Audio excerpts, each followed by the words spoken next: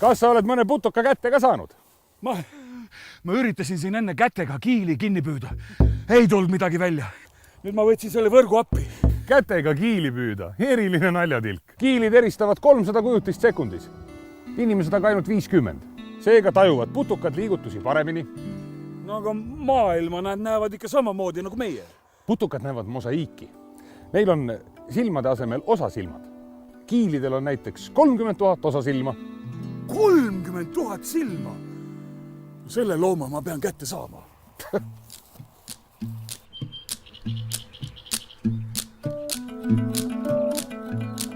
Euroopas haruldane suur rabakiil tunneb end Eestis hästi. Talle meeldivad madalaveelised ja rikkaliku taimestikuga lombikesed, nagu meil teetammide taha tekivad, aga ka veekogud, mille on üles paisutanud koprad. Kiilid on ürgsed päritolu putukad, kelle esivanemad lendasid kivisööajastu metsades ringi juba miljoneid aastaid tagasi. Eestis elab ligi 60 liiki kiile. Nende toiduks on teised putukad ja seepärast kohtab kiile kõikjal, kus neile toitu leidub. Oma suurte liitsilmadega näevad nad ümbrust väga hästi. Kiilide järglased arenevad vees. Paljudes kohtades, kus inimesed aktiivselt kasutavad näiteks järveranda ja ujuvad järves, teises kaldas tunnevad ennast kiilid väga hästi.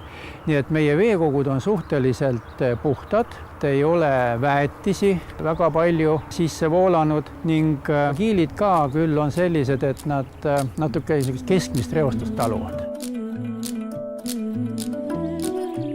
Nigula raba laugaste ääres kohtab majesteetlikke kuningkiile. Nad on üks uutest kiililiikidest, mis Eestis viimasel ajal leitud. Sellist pilti Eestis ei võinud veel näha 10 aastat tagasi.